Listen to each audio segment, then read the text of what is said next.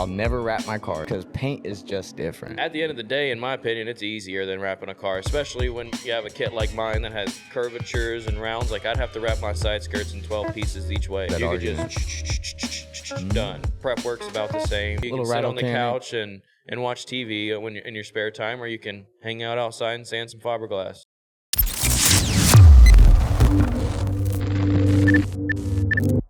Well, I would argue that your car is probably the best looking car in FD.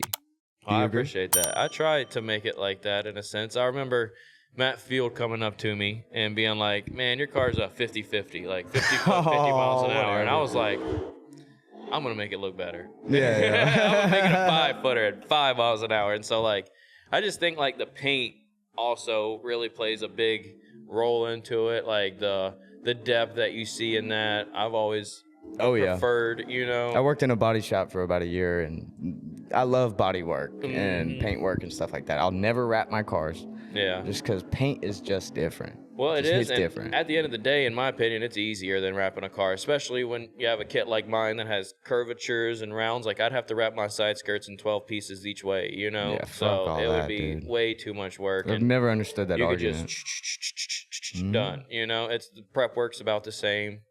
The only thing is you can fix it sometimes a little bit quicker with some wrap, but oh well. I mean, what can you do? You can sit on the couch and watch TV when you're in your spare time, or you can hang out outside and sand some fiberglass.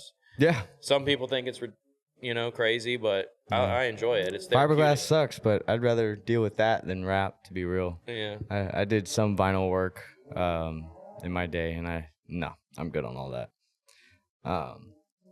So how drastic has the car changed throughout its life in FD? Oh, man. I mean, I've probably rebuilt it 4 or 5 times by now. I mean, it's kind of like the progression of everything when you're doing this. It's kind of like the reason why I was talking to some guys yesterday that I was telling them, like, say you're brand new and you go out and get into FD and you get that license. Sometimes it's not the best move to take it right away. You know, that's what I've heard. It's better to wait, get your car fully developed, dialed in, and then go into that competition stuff. That's why it's always great to get into those grassroots events, to drive some local competitions, to get your car so dialed in that when you go to FD, you know you're prepared and ready to go, because you can end up wasting a whole year figuring your car out, and that's a lot of money gone that you could have used for the next year when you were prepared, you know? Yeah. And so that's really an important thing to consider when you plan on your, your approach to FD. Yeah, so what kind of gave you the initial jump to do FD then? Because most people that I talk to, they're like, fuck that, I'll never do it, I don't care to. Man, I was really not smart. I got into drifting completely for competition. Yeah, like, that was it. They got me. Like, I went and did that first competition, and I qualified first, and I won the event, and then it was, gotcha, bitch. Yeah, it was. There you go. Gotcha, bitch. Yeah, it was that one. So that bug. I got bit by that bug real hard that day, and that's what we kind of try and make happen for people out here at Camp Drift, is to get that fire lit in them, if not to go compete, but to just drive in general, because it's really not hard to take someone for a ride along, and that pretty much does it. Yeah.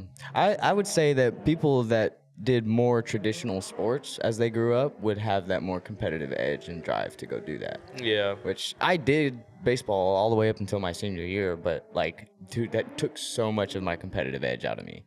After that, like, I had no scholarships. I thought I wasted all 12 years of my life playing baseball. It was actually more than that, but thought it was all wasted. And then just the competitive edge was gone. Yeah. So it's nice that you kept it around.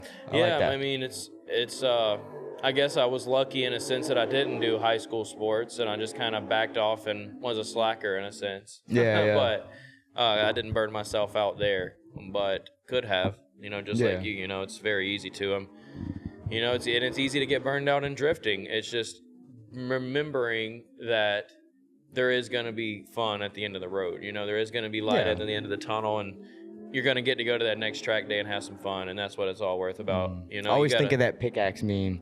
You know what I'm talking about? The 2 tunnels? Oh, dude, that one hits so different. I have been thinking about that every day recently. do I want to just say, forget this and just be, you know, go to work? It's like you create your own amount of stress and choose to have this stress. Like you can make another decision. Like you could say, this is too stressful, you know? Yeah. Or you could fight it. Keep swinging that pickaxe and maybe find that big mound of diamonds, you know? Yeah. But I'd rather keep swinging my pickaxe and look back and with regret and remorse later in life, you know? You can always earn more money and have more time one day. Every time I get to thinking about stuff like that, I always try and tell myself, when the hell did this shit get so far above my mindset that I can't handle any of it? Yeah. And that normally is what clicks me back into shape. And I'm just like, fuck that. Quit being a bitch. Let's do it. Yeah, you start thinking about all the other good things that came along with it. Sometimes it's easy to focus on only the negatives when they're right in front of your face. And then you start thinking about, well, that was a lot of fun, and that was a lot of fun. All right, this is all right. It's cool, yeah, you know. And I don't have a lot by any means, but I had a house at 21 years old. Like I have a lot of stuff that is valuable, I'd say. Damn, he's getting it out. Oh, that's Ben. Oh yeah. Well, oh, Benny boy. And the Punisher out there. Damn, what was I saying?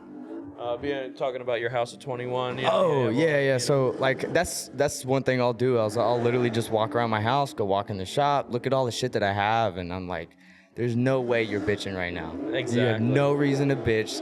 There's a person down the road probably that wishes he had this ghetto ass carport shop that I have. And 100%. It's I came from a storage unit as my shop. Like we tend to overlook some of our blessings. Yes, exactly. But yeah, it's always good to step back and look at the bigger picture and say, you know what, it's all worth it. You know, we'll keep trucking along. Yeah. Well, sorry for the sappy shit, but so does your car make about 700 horsepower? Is that right, or is it more now? No, it was 700 horsepower, but right now it's sitting at my house.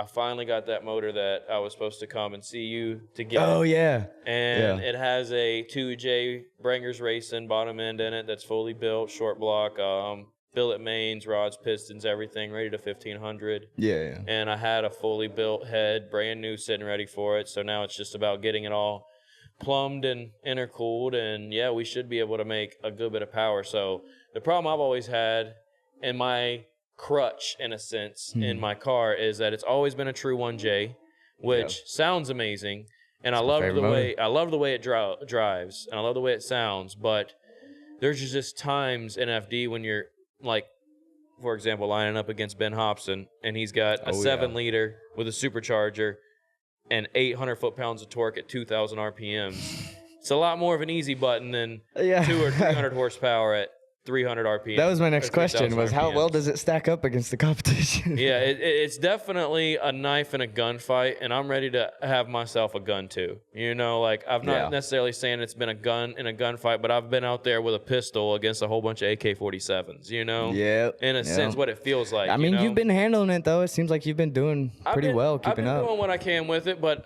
the thing about FD is they judge you kind of so, like, strictly that even if a clutch kick isn't necessarily a correction, it's a correction. You know, because my car doesn't have a lot of power in the low end in a certain area where I'm going to slow down, where a V8 car can just floor it right out of that, I have to drop it off limiter and get the tires going, you know? Damn. So that's looked at as a big correction there. Yeah. So it's really been a hindrance there as far as when I'm getting judged. It's just docking points. It's just time. docking points. Like I'm starting out with a 90, and then they taking points off of my 90. You know, so that's kind of been a Not a lot of people think about that. Yeah, you got to think about every little every incremental advantage or disadvantage as well. So that's one of the things that I've been trying to focus on is that I got a new Precision 6466, which is a little bit smaller turbo than I had even on the 1J, but it'll flow better, and it's a lot newer than the one I had. I had an older turbo. It's the same turbo I've had the whole time. Yeah. Still in good shape, but it was really time for an upgrade and to kind of just revamp the system. And so the changes we've made between Atlanta and Jersey have all been for additional torque. Good. Yeah, so we'll have more response with the 3-liter bottom end as well as with the new 6466 Precision.